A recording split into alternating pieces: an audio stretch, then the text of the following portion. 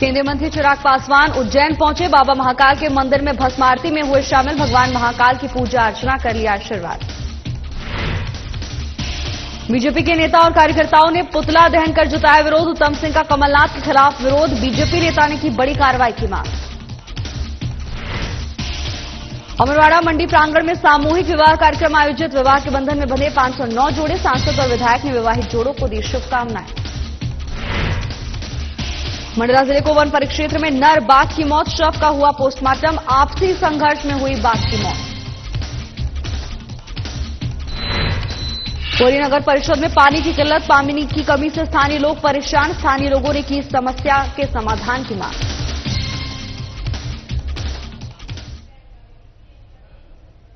नमस्कार, खबर मध्य प्रदेश देख रहे हैं आप। मैं हूं आपके साथ भावना त्रिपाठी। केंद्रीय खाद्य एवं उद्योग मंत्री चिराग पासवान उज्जैन पहुंचे और अपने परिवार के साथ बाबा महाकाल के मंदिर में भस्म आरती में शामिल हुए।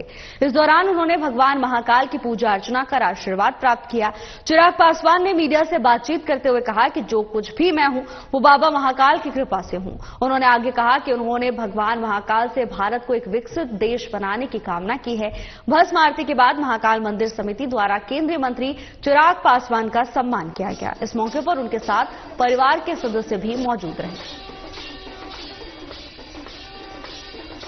उन्होंने इतना कुछ दिया है एक ऐसे समय पर जब शायद मुझसे सब कुछ छीन गया था। बाबा का ही आशीर्वाद रहा कि आज मैं यहाँ तक पहुँचा हूँ। आज मेरा पूरा परिवार, मेरी माँ, मेरी बहन, मेरे जीजा जी, भांजे, भांजिया, मेरे तमाम साथी, सहयोगी, तमाम मेरे रिश्तेदार, आज सबके साथ आया हूँ सिर्फ महादेव का धन्यवाद करने, श्री महाकाल का आशीर्वाद लेने और अपने लिए प्रण लेकर जा रहा हूं कि जो हमारे प्रधानमंत्री जी हमारे देश को एक विकसित देश बनाने का संकल्प दिया है, जिसमें हम सब प्रयासरत हैं, उनके संकल्प को हम लोग बाबा के आशीर्वाद से पूरा कर सकें, बस ये कामना करते हैं। बीजेपी के वरिष्ठ नेता उत्तम सिंह और पार्टी के अन्य कार्यकर्ताओं ने कमलनाथ और सौसर के विधायक विजय चौरे ने बीजेपी सांसद बंटी विवेक साहू और बीजेपी कार्यकर्ताओं के खिलाफ अनर्गल भाषा का प्रयोग करने और अभद्र धमकी देने के विरोध में जिले भर में पुतला दहन किया। इसी क्रम में स्थानीय फव्वारा चौक में बीजेपी के वरिष्ठ नेताओं और कार्यकर्ताओं की उपस्थिति में कमलनाथ और विजय चौरे का पुतला दहन किया गया। इस विरोध प्रदर्शन में बीजेपी के वरिष्ठ नेता उत्तम सिंह ठाकुर, नगर मंडल के अध्यक्ष सचिन गोल्डी, नीमा नगर पालिका उपाध्यक्ष प्रकाश ठाकुर सहित अन्य बीजेपी कार्यकर्ता उपस्थित रहे। बीजेपी कार्यकर्ताओं ने इस घटना को निंदनीय बताया। कमलनाथ और विजय चौरे के खिलाफ कड़ी कार्रवाई की मांग भी की है। बीजेपी के वरिष्ठ नेता उत्तम सिंह और पार्टी के तमाम अन्य कार्यकर्ताओं ने कमलनाथ और साथ ही सौसर के विधायक विजय चौरे ने बीजेपी सांसद बंटी विवेक साहू और बीजेपी कार्यकर्ताओं के खिलाफ अनर्गल भाषा का प्रयोग करने और इसके साथ ही अभद्र धमकी देने के विरोध में पूरे जिले भर में प्रदर्शन किया है। जिले भर में पुतला दहन किया गया है और उसी की तस्वीरें आपको सीधे दिखा रहे हैं, जहां अलग अलग क्षेत्रों में जोरदार प्रदर्शन बीजेपी कार्यकर्ताओं की ओर से किया गया है। स्थानीय फव्वारा चौक में भी बीजेपी के वरिष्ठ नेता और कार्यकर्ता इकट्ठा हुए और कमलनाथ और विजय चौरे का पुतला दहन किया। अभी कुछ दिनों पूर्व कांग्रेस के विधायक विजय चौरे के द्वारा एक बहुत ही राजनीति के लिए बहुत गिरा हुआ बयान कहना चाहिए उन्होंने दिया कि अगर कमलनाथ के ऊपर उंगली उठी तो लाशों के ढेर यहाँ पे बेच जाएंगे। तो ये ऐसे अपशब्द कहने वाले विजय चौरे के खिलाफ आज भारतीय जनता पार्टी नगर मंडल के द्वारा यहाँ पे पुतला दहन का उनका कार्यक्रम था और ये दिखाता है कांग्रेस की मानसिकता को कि कांग्रेसी इतने हतोत्साहित हो चुके हैं कि भारतीय जनता पार्टी की सरकार लगातार लोगों की सेवा कर रही है, गरीब कल्याण की योजनाओं के माध्यम से जनता का विकास कर रही है और ये कांग्रेसी विपक्ष में आकर और ऐसे अनर्गल आरोप लगाकर और लाशें बिछाने का ऐसा बयान देकर ये कांग्रेस की मानसिकता दिखाती है कि कांग्रेस हमेशा हिंसा को ज्यादा बढ़ावा देती है और कांग्रेस ने 84 में सिख दंगे करे। कमलनाथ इनके जो अभी पूर्व मुख्यमंत्री वर्तमान विधायक उसमें वो आरोपी थे और ये सब उन्हीं के चेले हैं जो उनकी भाषा को आज ऐसे छिंदवाड़ा जो हमारा शांति का टापू कहला जाता है वहां पे ये अनर्गल बातें करके और ऐसे अमरवाड़ा मंडी प्रांगण में आयोजित सामूहिक विवाह कार्यक्रम में 509 जोड़े दाम्पत्य सूत्र में बंधे। इस अवसर पर सांसद विवेक बंटी साहू और क्षेत्रीय विधायक राजा कमलेश शाह ने नवविवाहित जोड़ों को शुभकामनाएं दी। सांसद विवेक बंटी साहू ने इस अवसर पर कहा कि मुख्यमंत्री कन्यादान योजना गरीब परिवारों के लिए एक वरदान है। उन्होंने बताया कि सरकार गरीब बच्चियों की शादी की समस्त जिम्मेदारी उठाती है। प्रशासन की तरफ से विवाह की सभी व्यवस्थाएं की जाती हैं, जिससे कन्याओं का विवाह धूमधाम से संपन्न होता है। विवेक बंटी साहू ने आगे कहा कि सरकार गरीबों, किसानों, बेटियों और युवाओं के लिए काम कर रही है। सरकार ने विभिन्न योजनाओं के तहत गरीबों को मुफ्त अनाज, निःशुल्क इलाज की सुविधा, पक्के आवास और हर घर तक जल पहुंचाने की प्राथमिकता पर काम कर रही है। इसके साथ ही उन्होंने बताया कि प्रधानमंत्री नरेंद्र मोदी के नेतृत्व में आगामी सालों में 3 करोड़ प्रधानमंत्री आवास गरीबों को दिए जाएंगे। इस सामूहिक विवाह कार्यक्रम में जिले के सांसद विवेक बंटी साहू, अमरवाड़ा विधायक राजा कमलेश शाह, भारतीय जनता पार्टी के जिला अध्यक्ष शेषराव यादव सहित सभी पालिका पार्षद, जनपद और जिला पंचायत सदस्य, वरिष्ठ अधिकारी और कर्मचारी उपस्थित रहे। यह कार्यक्रम क्षेत्र में सामाजिक समरसता और समर्थन की भावना को बढ़ावा देने के लिए महत्वपूर्ण था।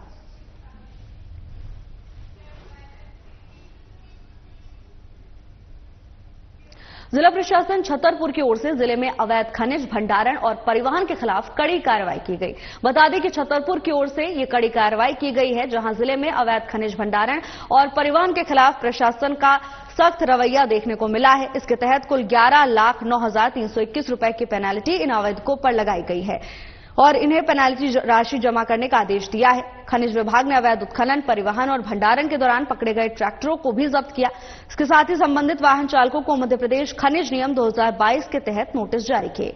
इन आरोपियों ने जबरदस्त जवाब दिया और बिना एटीपी के खनिज उत्खनन, परिवहन और भंडारण का अपराध स्वीकार किया है। कलेक्टर पार्थ जायसवाल ने बताया कि मामलों में पेनाल्टी राशि के भुगतान के बाद संबंधित वाहन चालकों के प्रकरण का समाधान किया जाएगा और वाहन मुक्त कर दिए जाएंगे। इसी कार्रवाई के तहत जिला प्रशासन ने संदेश दिया है कि अवैध खनिज उत्खनन और परिवहन के खिलाफ कार्रवाई और भी सख्त होगी। इसके साथ ही प्रशासन कोई भी चूक नहीं होने देगा। प्रशासन की ओर से ये बड़ी कार्रवाई की गई है। बता दें, खनिज विभाग की ओर से बड़ा एक्शन लिया गया है और अवैध खनिज उत्खनन पर पेनाल्टी लगाई गई है। कलेक्टर पार्थ जायसवाल के निर्देश पर सोमवार को 17 अनावेदकों के खिलाफ अवैध उत्खनन, परिवहन और भंडारण के मामले में खनिज विभाग की ओर से प्रकरण दर्ज किए गए और प्रकरण दर्ज करने के बाद कुल 11,09,321 रुपए की पेनाल्टी इन आवेदकों पर लगाई गई है और इसके साथ ही सभी अनावेदकों को पेनाल्टी राशि जमा करने का आदेश भी विभाग की ओर से दिया गया है। विभाग ने अवैध उत्खनन, परिवहन, भंडारण के दौरान पकड़े गए ट्रैक्टरों को जब्त कर लिया है। साथ ही संबंधित वाहन चालकों को मध्य प्रदेश खनिज नियम 2022 के तहत नोटिस भी जारी किए हैं। बड़ी बात यह है कि इन आरोपियों ने बिना एटीपी के खनिज उत्खनन, परिवहन और भंडारण करने का अपराध स्वीकार कर लिया है। कलेक्टर पार्थ जायसवाल की ओर से जानकारी दी गई। उन्होंने बताया कि मामलों में पेनाल्टी राशि के भुगतान के बाद जो भी संदिग्ध वाहन जब्त किए गए हैं उन्हें मुक्त कर दिया जाएगा। कड़ी कार्रवाई के तहत जिला प्रशासन की ओर से साफ संदेश दे दिया गया है कि अवैध खनिज उत्खनन और परिवहन के खिलाफ कार्रवाई की जाएगी और ऐसा कोई भी अपराध विभाग की ओर से बर्दाश्त नहीं किया जाएगा।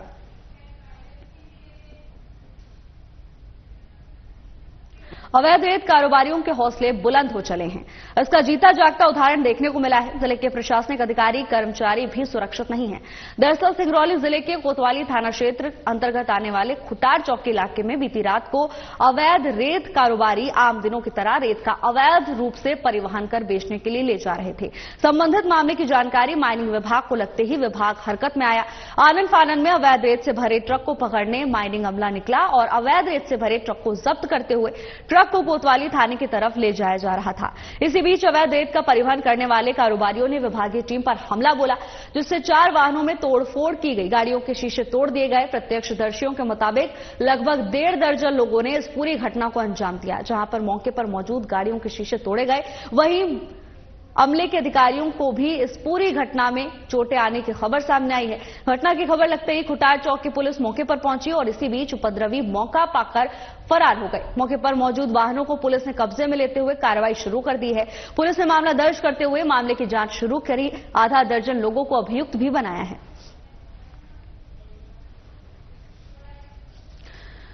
इन दिनों सिंगरौली में अवैध रेत कारोबारियों के हौसले बुलंद होते चले हैं। ताजा मामला सामने आया है सिंगरौली से, जहां सिंगरौली जिले के कोतवाली थाना क्षेत्र अंतर्गत आने वाले खुटार चौकी इलाके का ये पूरा मामला है, जहां बीती रात अवैध रेत कारोबारी की ओर से आम दिनों की तरह ही रेत का अवैध रूप से परिवहन किया जा रहा था। जानकारी के मुताबिक इस रेत का परिवहन बेचने के लिए किया जा रहा था और संबंधित मामले की जानकारी जैसे ही माइनिंग विभाग को लगी, विभाग तुरंत एक्शन मोड में आ गया और तुरंत विभाग की ओर से एक्शन लिया गया। आनन फानन में अवैध रूप से भरे रेत से भरे ट्रक को पकड़ने माइनिंग अमला निकला और रास्ते में ही अवैध रेत से भरे ट्रक को जब्त करते हुए ट्रक को कोतवाली थाने की तरफ ले जाया जा रहा था कि इसी बीच अवैध रेत का परिवहन करने वाले कारोबारी ने विभागीय टीम पर हमला बोल दिया और इस हमले में कई लोग घायल हुए हैं।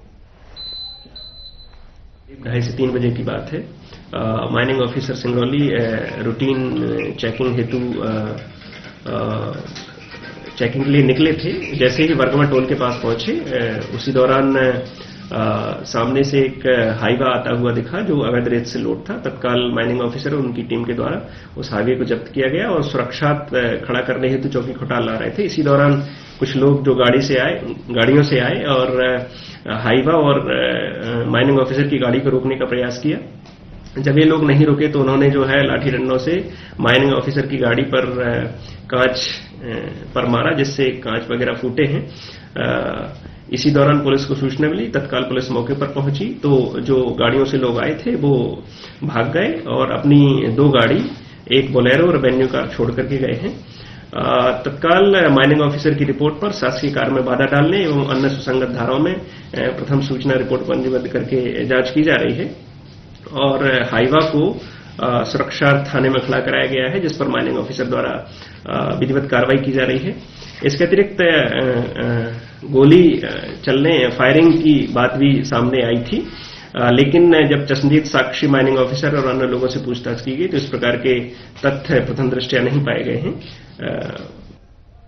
अब खबर शिवपुरी जिले की बैराड़ तहसील क्षेत्र से है, जहां ग्राम इंचबाड़ा में दबंग भूमाफिया नेकराम पुत्र अमरलाल गडरिया लंबे समय से शासकीय, अशासकीय, हरिजन, आदिवासी और गरीब तबके के लोगों की जमीन पर कब्जा कर रहा था।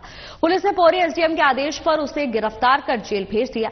जानकारी के मुताबिक पूरन चंद्र गुप्ता पुत्र हरिशंकर गुप्ता निवासी बैराड़ ने तहसील और एसडीएम कार्यालय में धारा 250 के तहत शिकायत दर्ज कराई थी। वहीं उसको लेकर पुलिस पर आरोप लगा था कि पुलिस मामले में कोई सुनवाई नहीं कर रही, लेकिन पुलिस ने कार्रवाई करते हुए भूमाफिया को गिरफ्तार कर लिया है और गिरफ्तार कर जेल के पीछे भेज दिया है।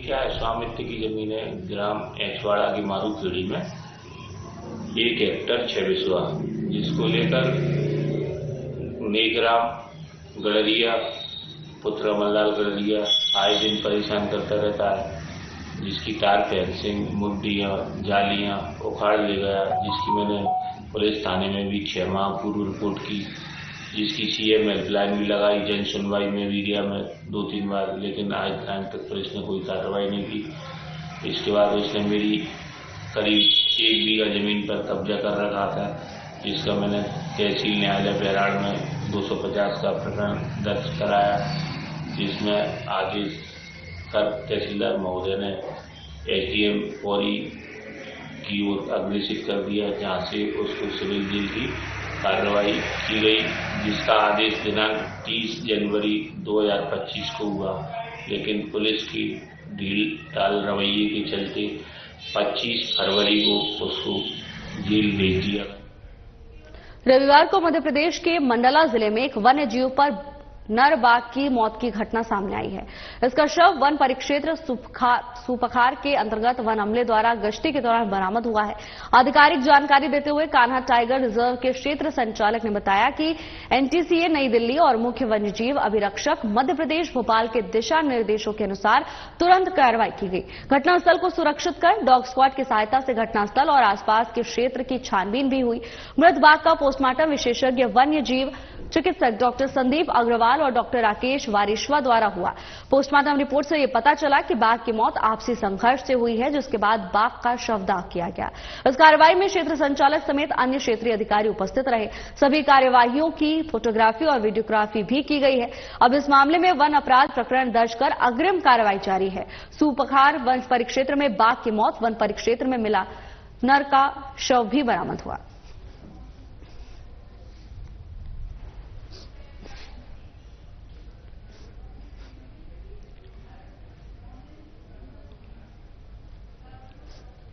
शिवपुरी जिले के पोहरी क्षेत्र के भटनावर गांव के एक कुएं में नवविवाहिता का शव मिला। इसके बाद मायके वालों ने ससुराल वालों पर हत्या के आरोप लगाए हुए हैं। पोहरी थाना के बाहर शव रखकर चक्का जाम कर दिया। पुलिस द्वारा उचित कार्रवाई का आश्वासन मिलने के बाद परिजन सड़क से हटने को राजी हुए। नवविवाहिता शनिवार की रात से लापता थी। बता दें कि रविवार को परिजनों की ओर से शिकायत पर भटनावर चौकी पुलिस ने गुमशुदगी की रिपोर्ट दर्ज कर तलाश शुरू कर दी थी, जिसके बाद नवविवाहिता का शव गांव के ही कुएं से बरामद हुआ।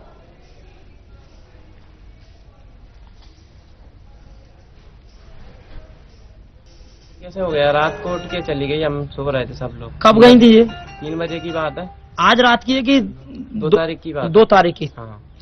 तो चलिए, तो आपने कोई थाने पे कोई रिपोर्ट वगैरह दर्ज की थी? और ही थाने पे रिपोर्ट की थी ना। तो आपको जी कैसे क्या जानकारी मिली आपको कि ये इस कुएं में डली है? ये बड़े भाई ढूंढते ढूंढते दूसरे दिन गए थे तो पता चला कि कुआं में मिलती थी उनको। अच्छा, यहाँ सुनने में आया कि वो कुछ मानसिक रोगी भी थे। हाँ, डॉक्टर से इलाज चल रहा है ना ग्वालियर से। कितने महीने से चल रहा है उनका इलाज? 3 महीने से वो चल रहा है इलाज। और जब उनका वो है परिचय है जब ये सलमा वाइफ ऑफ साहिद खान, उम्र 21 वर्ष, निवासी भटनावर। इसकी परसों गुमशुदगी की खबर पुलिस को मिली थी। कल पोहरी पुलिस ने इसकी गुमशुदगी दर्ज की थी। इसकी तलाश की गई थी। थाना प्रभारी पोहरी और चौकी प्रभारी भटनावर, परिजनों ने जहां जहां बताया था वहां पुलिस गई थी। कुएं में भी इसकी बॉडी की तलाश की गई थी। आज सुबह इसकी घर के पास एक कुआं है, वहां इसका शव मिला है। पुलिस ने उसका शव पंचनामा बनाकर पीएम के लिए बात की थी। तो परिजनों ने तत्काल एफआईआर की मांग की थी। उसको लेकर ये पोहरी चौराहे पर शव को लेके आए थे। 10-15 मिनट में पुलिस ने समझाइश दी तो ये सहमत हो गए हैं। मृतका नवविवाहिता है, अभी शादी को 10 माह हुए हैं और 10 माह में घर वाले जो मृतका के मायके पक्ष है, जो गोदरी बैराड़ के रहने वाले हैं लोग, इनका ये कहना है कि मृतका को मृत्यु पूर्व परेशान किया जा रहा था। उसने फोन भी लगाया था। तो ऐसी स्थिति में चूंकि नवविवाहिता प्रकरण है, इसकी जांच मेरे द्वारा की जाएगी और जो भी तथ्य आएंगे उसके आधार पर अग्रिम कार्रवाई करेंगे, एफआईआर करेंगे। शिवपुरी जिले के पोहरी नगर परिषद क्षेत्र के वार्ड क्रमांक 6 के रहवासी इन दिनों गंभीर जल संकट से जूझ रहे हैं। वार्ड में पानी की पाइपलाइन तो बिछाई गई, लेकिन अब तक जल आपूर्ति शुरू नहीं हो पाई है। इस स्थिति में नगर परिषद ने जल पूर्ति के लिए कई वैकल्पिक व्यवस्था भी नहीं की, जिससे स्थानीय लोग काफी परेशान हैं। वार्डवासियों का कहना है कि पानी की किल्लत इतनी गंभीर है कि उन्हें दूर दराज से पानी लाने के लिए मजबूर होना पड़ता है। कुछ परिवारों को तो निजी टैंकरों से पानी खरीदने की आवश्यकता पड़ रही है, जिसकी कीमत 500 रुपए प्रति टैंकर तक पहुंच जाती है। इसके अलावा पीने के पानी की आपूर्ति के लिए लोग अन्य बस्तियों में स्थित बोरवेल्स का सहारा लेने पर मजबूर हैं। स्थानीय लोगों ने अधिकारियों से जल्द समाधान की मांग की, ताकि इस जल संकट से निपटने के लिए स्थायी और प्रभावी कदम उठाए जा सकें। क्या ला रहे हो आप ठेला पे धर के? पानी ला रहे हैं सर। पीने के लिए पानी है क्या? पीने के लिए सर। तो कहाँ से ला रहे हो आप? तो यहाँ नगर परिषद की ओर से कोई टैंकर वगैरह की कोई व्यवस्था? कोई व्यवस्था नहीं है। मतलब अभी जब से नगर परिषद बनी एक भी बार तुम्हें टैंकर नहीं आया? नहीं है, पानी यही नहीं है बाढ़ में। पानी तो आपको नगर परिषद की ओर से कोई सुविधा मिली है अभी तक? कोई सुविधा नहीं है। कभी कोई टैंकर वगैरह डला है? प्राइवेट डलवाते हो और नगर परिषद से कोई कभी टैंकर नहीं आया? प्राइवेट टैंकर आप डलवाते हो तो कितने रुपए का डलवाते हो? 500 रुपए। समस्या कुछ भी उपाय पानी नहीं आता। कोई नल वगैरह कुछ नहीं आते? नहीं आता नल। तो और नगर परिषद की ओर से आपको पानी कोई टैंकर की सुविधा मिल रही है? नहीं, कुछ नहीं मिल रहा। तो आप पानी की पूर्ति कैसे करते हैं? पैसे डलवाते हैं, बोर से लाते हैं भर की। अच्छा, बोर से लाते हैं या टैंकर डलवाते हैं? तो वो प्राइवेट टैंकर आप डलवाती हो कितने रुपए का डलवाते? 500 रुपए का। किसी पास है पैसा, किसी पास नहीं है, कहाँ डलवाए? पैसा बड़ा डलवा ले, हम जैसे मुसीबत होते हैं दूसरे इस्लाम में। सिंगरौली मोरवा, जिसे सिंगरौली के नाम से भी जाना जाता है, उसकी पहचान जल्द मिटने वाली है। मध्य प्रदेश में हरसूद के बाद सबसे बड़ा विस्थापन होगा। नारदनी कोल फील्ड्स लिमिटेड, जिसका मुख्यालय सिंगरौली में है, उसने पहली बार अपना मास्टर प्लान तैयार कर लिया है और इसके तहत कोयला उत्पादन क्षमता को बढ़ाने के लिए मुंगेर सब बेसिन को मिलाकर सिंगरौली मेन बेसिन में तेजी से कोयला खनन पर जोर दिया। सन 2032 तक के लिए बने इस मास्टर प्लान का सबसे बड़ा पहलू सिंगरौली का विस्थापन है और इसमें एनसीएल ने अपने मुख्यालय और आवासीय कॉलोनी सहित पूरे सिंगरौली को हटाने की रूपरेखा बनाई है। कंपनी का लक्ष्य अगले 10 सालों में यहां से कोयला उत्पादन शुरू करने का है। मास्टर प्लान को लेकर कोई अवरोध न आए, इससे बचने के लिए कंपनी ने अपने बोर्ड के साथ इसमें कोल इंडिया के बोर्ड की भी मुहर लगवा ली है। यानी अब मोरवा को कोई राहत मिलने की संभावना नजर नहीं आ रही। सिंगरौली जिले का एक बड़ा भूभाग विस्थापित होने जा रहा है। कोयला खनन के लिए राष्ट्रहित में हम लोगों ने मन बनाया था कि चलो एक बार हम इनका सहयोग करते हैं और राष्ट्रहित के लिए हम अपनों को समर्पण करने को, अपनी भूमि, अपना भवन जिसे हमने बड़े मनोयोग से बनाया था, उसे हम राष्ट्र को समर्पित करने को तैयार हो गए थे। लेकिन एनसीएल की नीति और नीयत दोनों स्पष्ट नहीं है। उनकी नीति में भी बहुत झोल है और उनकी नीयत में खोट नजर आ रहा है। एक तो वो आज कुछ बात करते हैं, कल कुछ बात करते हैं। अब तक वो 3 बुकलेट जारी कर चुके हैं। पहले बुकलेट में कुछ, दूसरे बुकलेट में कुछ, तीसरे बुकलेट में कुछ। तीसरे बुकलेट में तो उन्होंने अति कर दी थी। उन्होंने पहले निर्धारित कर दिया कि इतनी भूमि 200 मीटर तक को पूरा देंगे, उसके ऊपर वाले को 80% देंगे, उससे ऊपर वाले को 60% देंगे। इस तरह की विसंगति आ गई थी। अभी शायद वो इस पर विचार कर रहे हैं। लेकिन उसके अलावा जैसे सरकारी भूमि पर कुछ लोग बसे हुए हैं, कुछ वन भूमि पर हैं, कुछ लोगों ने एग्रीमेंट करके मकान बनाया हुआ है। तो उन लोगों के विषय में उनकी ढुलमुल नीति चल रही है। वो बोल रहे हैं कि भाई हम इसमें नहीं दे पाएंगे। कभी बोलते हैं कि भवन का दाम देंगे, सोलेसियम नहीं देंगे। कभी बोलते हैं कि और कुछ नहीं दे पाएंगे इनको विस्थापित। हम लोगों की मांग है कि सबको विस्थापित माना जाए जो सेक्शन 9 के पहले घर बना के यहां रह रहे थे। नॉर्दर्न कोलफील्ड लिमिटेड सिंगरौली द्वारा बड़े पैमाने पर ग्राम मेढ़ौली पजरे चटका 1485 हेक्टेयर भूमि का भी अधिग्रहण किया गया है, जिस पर शासकीय जमीनों पर भी मकान बने हुए हैं। वन भूमि के ही कुछ एरिया में भी बने हुए हैं और राजस्व में तो अपना बनाए हैं। अब कुछ लोग पट्टे की जमीनों में भी घर बनाए हैं सहमति के आधार पर। इन तमाम बिंदुओं को लेकर के कई बार विस्थापित संघ, पुनर्वास विस्थापित संघ के माध्यम से बैठकें होती रही है और उन्होंने मांग को जायज तौर पर रखा, किंतु प्रबंधन उसे घुमा फिरा के कभी हाँ करता है, कभी ना करता है। अभी मुझे लगता है कि 27 तारीख की बैठक हुई थी, जिसमें शासकीय भूमि वालों को, मकान वालों को प्रभावित की श्रेणी मानेंगे, विस्थापित नहीं मानेंगे, ये उचित नहीं था। भारतीय सेना के सैनिक शुभम राजपूत अपनी ड्यूटी पर अन्य प्रदेश में तैनात हैं। बरेली के वार्ड क्रमांक 1 मधुबन कॉलोनी में निवासरत उनके माता पिता खरगराम राजपूत और उनकी पत्नी कुंभ स्नान के साथ धार्मिक स्थानों की यात्रा पर गए हुए थे और इसी मौके की तलाश कर चोरों ने सैनिक के घर पर हाथ साफ कर दिया, जिसमें 8 से 10 तोला सोना, कुछ चांदी और 50,000 कैश लेकर चोर मौके से फरार हो गए, जिसकी प्राथमिक सूचना पुलिस थाने में कॉलोनी के ही निवासियों की ओर से दी गई। पुलिस ने एनसीआर दर्ज कर कॉलोनी में लगे सीसीटीवी कैमरे की फुटेज खंगाली, जिसमें आरोपी बाइक से जाते हुए नजर आए, लेकिन स्पष्ट रूप से न दिखाई देने के कारण आरोपियों की शिनाख्त नहीं हो पा रही है। पुलिस ने लोगों से अलर्ट रहने की हिदायत दी है। अगर घर से बाहर जाते हैं तो अपने कीमती जेवरात और कैश सुरक्षित रखें।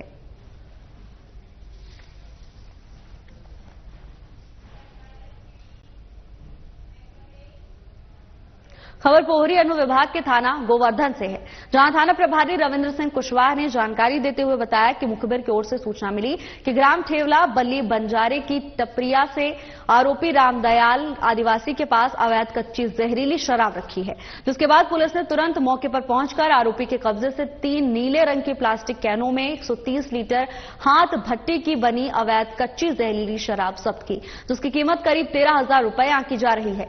पुलिस ने आरोपी को गिरफ्तार कर जेल जेल भेज दिया है और आगे की कार्रवाई पुलिस की ओर से जारी है।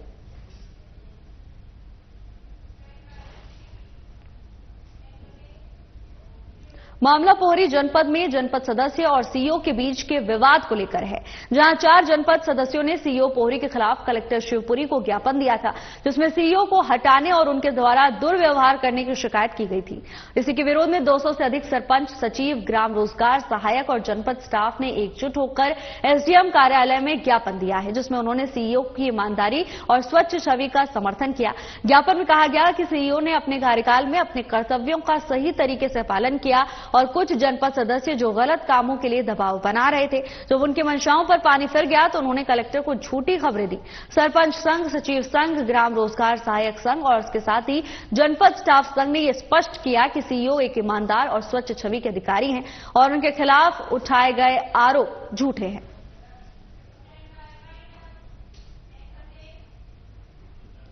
फिलहाल के लिए बस इतना ही। जल्द हाजिर होंगे नई अपडेट्स के साथ। नमस्कार।